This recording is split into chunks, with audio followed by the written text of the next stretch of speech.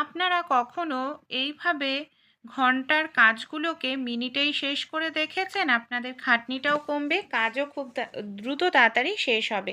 এমনই কিছু ছোট ছোট টিপস আপনাদের সঙ্গে শেয়ার করব আমি। চলুন তাহলে আজকের অসাধারণ টিপস দেখে নিই। প্রথম যে টিপসটি শেয়ার করছি দুধ নিয়ে। অনেক সময় দেখা যায় আমরা বাচ্চাদেরকে দুধ দিই, দেখা যায় বাচ্চারা দুধ খেতেই চায় না। তাই ছোট্ট একটি টিপস অ্যাপ্লাই করতে পারেন, এতে দুধের টেস্টটাও ভালো হবে, দুধ উতলে উঠেও পড়বে না। আমাদের বাড়িতে যে প্রদীপ থাকে, অবশ্যই এখানে পরিষ্কার দেখে একটি প্রদীপ নেবেন, আর রোজ রোজ নিতে হবে না। একটি প্রদীপ দিয়ে আপনারা অনেক দিন ইউজ করতে পারবেন ধুয়ে। দুধটা জাল হওয়ার পর আপনারা এইভাবে দুধের মধ্যে প্রদীপটাকে দিয়ে দিন, তারপর 2-3 মিনিট দুধটাকে খুব ভালো করে জাল করতে থাকুন। দেখবেন দুধটা উতলে উঠেও পড়বে না, আর এই প্রদীপ দেওয়াতে দুধের মধ্যে থেকে খুব সুন্দর একটি মিষ্টি গন্ধ বের হতে থাকবে। বাচ্চারাও দেখবেন এই দুধটা খুব সহজেই খেয়ে নেবে। 2-3 মিনিট জাল করার পর আপনারা দুধের থেকে প্রদীপটাকে তুলে নিন, তারপর নর্মাল জল দিয়ে ধুয়ে রেখে দিন, আবার নেক্সট দিন ইউজ করতে পারবেন।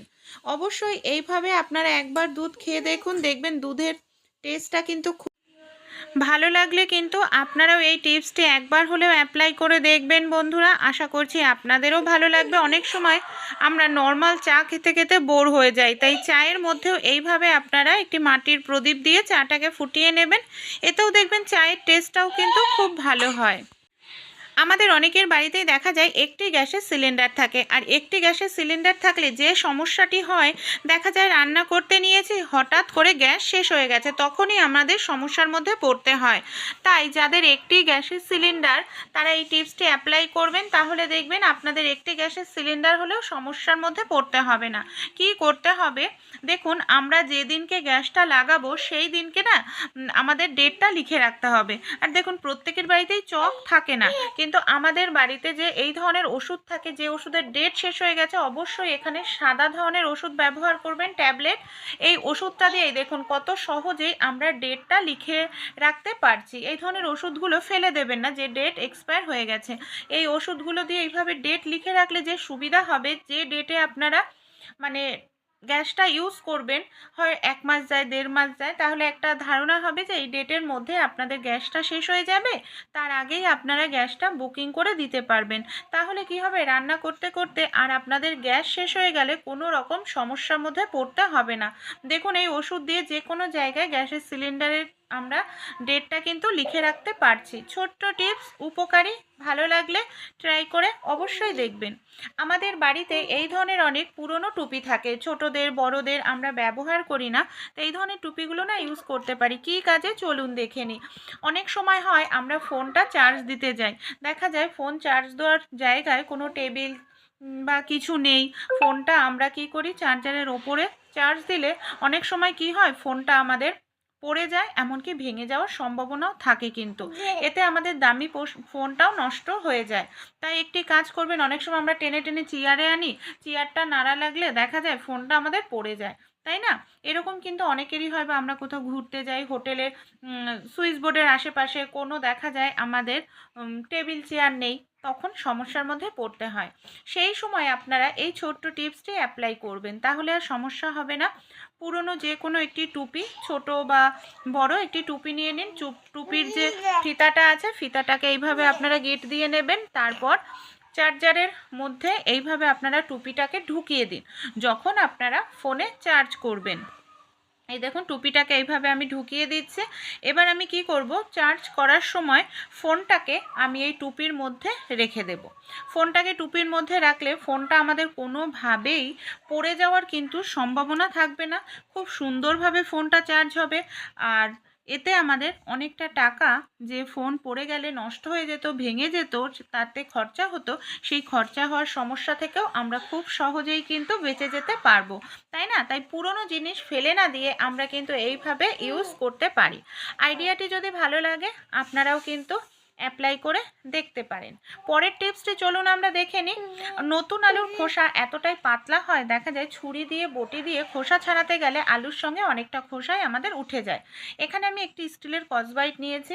অবশ্যই নতুন স্কচব্রাইট নেবেন। নতুন স্কচব্রাইট দিয়ে এইভাবে আপনারা সেকেন্ড একটু ঘষে নেবেন, দেখবেন নতুন আলুর যে পাতলা খোসা এত দ্রুত তাড়াতাড়ি আপনারা পরিষ্কার করতে পারবেন। এমনকি আলুর খোসার সঙ্গে আপনাদের কিন্তু একটু আলু নষ্ট হবে না, আর আপনাদের সময়ও বেঁচে যাবে। আর এত সুন্দরভাবে আলুটা পরিষ্কার হয়। এই দেখুন, আমি এখানে আপনাদের পরিষ্কার করে দেখাচ্ছি। সেকেন্ডও কিন্তু সময় লাগছে না, কত দ্রুত তাড়াতাড়ি এখানে আমরা আলুর খোসা পরিষ্কার করে নিতে পারছি, তাই না? ভালো লাগলে এই টিপসটি অবশ্যই আপনারাও ট্রাই করবেন। অনেক সময় আমরা সকালবেলা ভীষণ ব্যস্ততার মধ্যে থাকি, আলুর খোসা ছাড়াতে অনেকটা সময় লেগে যায়। এইভাবে দ্রুত তাড়াতাড়ি কিন্তু কাজটা করে ফেলা যায়। তাই ভালো লাগলে আপনাদের বন্ধুবান্ধবদের সঙ্গেও এই টিপসটি শেয়ার করতে ভুলবেন না। আশা করছি তারাও উপকার পাবে। পরের যে টিপসটি শেয়ার করব, আমরা যখন কোনো কিছু ওষুধ বা কোনো কিছু কিনতে যাই, অনেক সময় যারা চশমা পরে থাকি চশমা নিতে দেখা যায় ভুলে যাই। চশমা নিতে ভুলে গেলে এই সমস্যাটি আমাদের দেখা দেয় যে ছোট লেখা বুঝতে অসুবিধা হয়, তখন মুশকিলে পড়তে হয়। কিন্তু এখনকার দিনে প্রত্যেকের বাড়িতেই কিন্তু স্মার্টফোন থাকে। স্মার্টফোনে একটি ছবি তুলে নিন, তারপর সেই ছবিটাকে জুম করুন, তাহলে আপনারা ওষুধের দাম, ওষুধের ডেট সব কিছু খুব সহজেই চশমা ছাড়াই কিন্তু দেখে নিতে পারবেন। এমার্জেন্সির সময় এই টিপসটি আপনারা কাজে লাগাতে পারেন। আশা করছি কাজে লাগালে আপনাদের কাজটাও দেখবেন সহজ হবে। এখানে আমি নিয়েছি তিল। হ্যাঁ বন্ধুরা, তিল এমন একটি জিনিস যেটার মধ্যে প্রচুর পরিমাণে ক্যালসিয়াম রয়েছে। আমাদের অনেকেরই দেখা যায় হাঁটু যন্ত্রণা, কোমর যন্ত্রণা হয়, এমনকি উঠতে বসতে কষ্ট হয়, সিঁড়ি দিয়ে উঠতে গেলে কষ্ট হয়। ক্যালসিয়ামের ঘাটতির কারণে হাড় ক্ষয়ে যেতে থাকে। তাই এর জন্য আমাদের অনেক নামি নামি কম ব্র্যান্ডের ওষুধ খাই, কিংবা আমরা অনেক কেমিক্যালযুক্ত জিনিস ব্যবহার করি, যেটা আমাদের স্বাস্থ্যের জন্যও ক্ষতিকর। আমি বলছি না ওষুধ খাবেন না, কিন্তু ঘরোয়া এই পদ্ধতিটি যদি অ্যাপ্লাই করেন ক্যালসিয়ামের ঘাটতি পূরণ হবে। তিলটা হালকা করে একটু রোস্ট করে নিন, যাতে তিলের কালারটা চেঞ্জ না হয়, হালকা। কারণ কাঁচা তিল অনেকেরই কিন্তু হজম হতে চায় না, তাই হালকা করে তিলটাকে একটু ভেজে নিলে খুব সহজেই হজম হয়ে যাবে। আর তিলের মধ্যে যেহেতু প্রচুর পরিমাণে ক্যালসিয়াম রয়েছে, তাই চুলের স্বাস্থ্য উন্নত করতে সাহায্য করবে। এইভাবে হালকা রোস্ট করে নিয়ে একটি পাত্রের মধ্যে ঢেলে ঠান্ডা করে কোনো কৌটোয় ঢেলে রেখে দিন। প্রত্যেক দিন আপনারা 1 চামচ করে তিল চাবিয়ে যদি খেয়ে নেন, দেখবেন আপনাদের শরীর সুস্থ থাকবে। অনেক সময় আমরা কি করি, ফ্রিজের মধ্যে এইভাবে পলিথিনে সবজি রেখে গিট দিয়ে রেখে দিই। এইভাবে যদি পলিথিনের মধ্যে ভরে আমরা সবজি রাখি, দেখা যায় কি হয়, সবজিগুলো খুব তাড়াতাড়ি পচে যায়। কারণ সবজির মধ্যে ঘেমে জল জমে যায়, যার কারণে সবজিগুলো নষ্ট হয়ে পচে যায়। তাই কিভাবে রাখলে সহজে সবজিগুলো পচবে না, খুব ভালো থাকবে, ফ্রেশ থাকবে অনেক দিন। সবজিগুলো অবশ্যই তো আমরা পলিথিনে রাখবো। পলিথিনে রাখার পর একটি ছোট্ট কাজ আমাদের এখানে করতে হবে। কি করব দেখুন, একটি আমি ছুরি নিয়েছি। ছুরি দিয়ে সবজির মধ্যে এইভাবে একটুখানি ফুটো ফুটো করে দিচ্ছি, যাতে সবজির মধ্যে খুব সহজেই হাওয়া বাতাস ঢুকতে পারে। আর হাওয়া বাতাস যদি সবজির মধ্যে ঢোকে, তাহলে কিন্তু কোনোভাবেই সবজির মধ্যে আর ঘেমে জল হবে না, আর অনেক দিন পর্যন্ত আমাদের এই সবজিগুলো ভালো ফ্রেশ থাকবে। অনেক সময় দেখা যায় ফ্রিজের মধ্যে আমরা কাঁচা লঙ্কা রেখে দিলে 10-15 দিনের মধ্যে শুটো হয়ে যায়। কিভাবে ফ্রিজের মধ্যে কাঁচা লঙ্কা রাখলে সহজে শুটো হবে না, অনেক দিন পর্যন্ত টাটকা ফ্রেশ থাকবে? কারণ আমরা অনেকেই ভাতের সঙ্গে, রুটির সঙ্গে টাটকা কাঁচা লঙ্কা খেতে পছন্দ করি। তাই লঙ্কা যখন আপনারা ফ্রিজে রাখবেন, সামান্য পরিমাণে একটু তেল লাগিয়ে রাখুন। এইভাবে একটু তেল লাগিয়ে রাখলে লঙ্কার গায়ে তেলের একটি লেয়ার থাকবে, যার কারণে দেখবেন আপনাদের লঙ্কা অনেক দিন পর্যন্ত টাটকা ফ্রেশ থাকবে। সহজে কিন্তু লঙ্কাটা শুটো হবে না, এমনকি অনেক দিন আপনারা ফ্রিজে রেখে টাটকা লঙ্কা খেতে পারবেন। রুটি আমরা কম বেশি প্রত্যেকেই খেয়ে থাকি। অনেক সময় কি হয়, রুটি করার সময় আমরা এইভাবে দেখা যায় হাত দিয়ে আটা নিই, এতে আমাদের আটার কৌটোর আটাটাও কিন্তু নষ্ট হয়ে যায়, হাতও আমাদের আটা আটা হয়ে যায়। অনেক সময় বেশি পরিমাণে নেওয়া হয়ে যায়, আর এই শুকনো আটা যদি আটাতে থাকে, সেই আটার রুটি খেলে গ্যাস অম্বলের পরিমাণ বেশি হয়। তাই হাত দিয়ে আটা না নিয়ে চামচ দিয়ে আটা নিন, একটি চা ছাঁকনি নিয়ে নিন। বেশি লাগবে না, 1 চামচ আটাতেই আপনারা খুব সহজেই রুটি বেলে নিতে পারবেন, মিডিয়াম সাইজের রুটি। দেখুন আটাতেও হাত দিতে লাগছে না, আর রুটির লেচির মধ্যে আটাটাও খুব সুন্দরভাবে পড়ছে। এবার আমরা কি করব, রুটিটাকে দেখুন বেলে নিচ্ছি।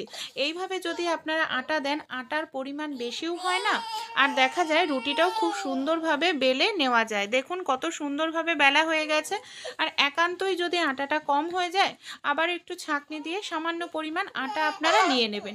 বারবার আটার কৌটোতে আপনাদের হাত দেওয়ার আর কখনোই প্রয়োজন পড়বে না। এই দেখুন, দেখতে পাচ্ছেন? ভালো লাগলে আইডিয়াটি অবশ্যই আপনারাও অ্যাপ্লাই করে দেখবেন বন্ধুরা। আশা করছি এতে আপনাদের আটা নষ্ট হবে না, হাতেও আটা বারবার লাগাতে লাগবে না। পরের টিপসটি চলুন দেখে নিই। নারকেল আমরা কম বেশি প্রত্যেকেই খেয়ে থাকি, নানা রকম রেসিপিতে ব্যবহার করি। কিন্তু অনেক সময় কি হয়, আমরা বাজার থেকে নারকেল, ছাড়ানো নারকেল কিনে নিয়ে আসার পরেও দেখা যায় নারকেলের মধ্যে ছিবড়া থেকে যায়, খোসা থেকে যায়। আর এই খোসা সমেত নারকেলটা যদি কোড়াই, দেখা যায় নারকেল কোড়ার মধ্যেই খোসার গুঁড়োগুলো পরে, দেখতেও বাজে লাগে, খেতেও বাজে লাগে। তাই আমাদের অনেকের বাড়িতে এখনকার দিনে দা কিন্তু থাকে না, তাই নেল কাটার প্রত্যেকের বাড়িতেই থাকে। নেল কাটারের ভেতরের এই অংশটা আপনারা খুলে নিন। খুলে নিয়ে এইভাবে যদি ঘষতে থাকেন, দেখবেন এতে নারকেলের যে খোসা রয়েছে না, খোসাটা খুব সহজেই আপনারা ছাড়িয়ে ফেলতে পারবেন। আর এইভাবে নারকেলের খোসা ছাড়ালে আপনাদের নারকেলটা খুব সুন্দর পরিষ্কার হবে, নারকেল কোড়ার মধ্যেও এই নোংরাটা কিন্তু পড়বে না। ভালো লাগলে টিপসটি অ্যাপ্লাই করে দেখবেন।